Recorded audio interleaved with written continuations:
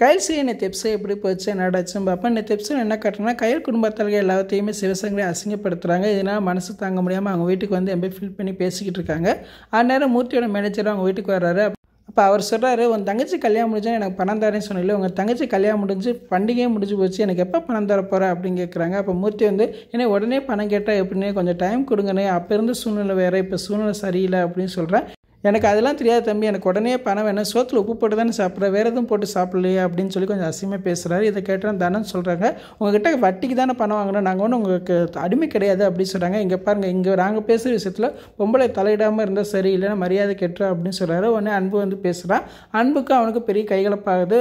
கடைசியாக சொல்கிறான், இங்கே பாரு, இன்றைக்கி 6 மணி வரை தான் டைம், அதுக்குள்ளே எனக்கு பணம் வந்தாரு இல்லை, நடக்கிறதே வேறு அப்படின்னு சொல்லி சத்தம் மட்டும் போயிடுறான். உடனே வீட்டில் இருக்கிற மாதிரி புலம்புறாங்க. 6 மணிக்குள்ளே எப்படி பணம் பரட்ட முடியும் அப்படின்னு சொல்லி யோசனை பண்ணிக்கிட்டு இருக்காங்க.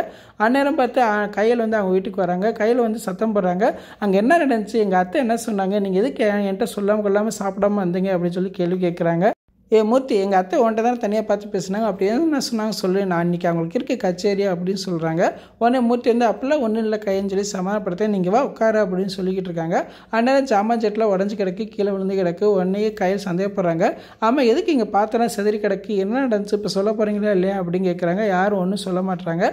உடனே பேச்சை மாற்றுறாங்க. அனுப்பாப்பா தான் பந்து விளாண்டு எல்லாத்தையும் உடச்சிட்டா அப்படின்னு சொல்கிறாங்க. இல்லை, என்றைக்குமே அப்படி விளாண்டு உடைக்க மாட்டாலே, நீங்கள் சொல்ல போகிறீங்களா இல்லையா அப்படிங்கிறாங்க. அதுதான் உண்மை, வேறு ஒன்றும் இல்லை அப்படின்னு சொல்லி சமாளிச்சிட்டாங்க. அப்போ கயல் சொல்கிறாங்க, இந்த வீட்டில் ஏதோ பிரச்சனை நடந்திருக்கேன், என்கிட்ட சொல்லாமல் சமாளிக்கிறீங்க, எனக்கே ஒரு நாள் எனக்கு தெரிய வரும், அன்றைக்கி நான் ரொம்ப கோவப்படுவேன் அப்படின்னு சொல்கிறாங்க. சரி அதெல்லாம் விடுங்க, அங்கே தான் நான் சமையல் செஞ்சு சாப்பிட முடியாமல் வந்துட்டீங்க, இங்கே நான் சமையல் என் கையால் செய்ய போகிறேன், நீங்கள் எல்லாரும் என் கையால் தான் சாப்பிட்ணும் அப்படின்னு சொல்கிறாங்க. நம்மக்கிட்ட சாப்பாடுக்கு வழி இல்லாமல் இருக்கும் அப்படின்னு சொல்லிட்டு வேமா சமையல் போய் சாப்பாடெல்லாம் ரெடி பண்ண போகிறாங்க. வீட்டில் இருக்கிறவங்களும் ஐயோ அந்த மேனேஜர் திருப்பி வந்துடுவான்னு சொல்லி பயந்துக்கிட்டு இருக்காங்க. அப்படியே எபிசோட் முடிச்சிட்டாங்க. நாளைக்கு எபிசோட் எப்படி இருக்கும் பார்த்து பேசுவோம். இந்த வீடியோ பிடிச்சா மெடிக்கல் லைக் கொடுத்துட்டு மறக்காமல் சப்ஸ்கிரைப் பண்ணுங்கள். தேங்க்யூ.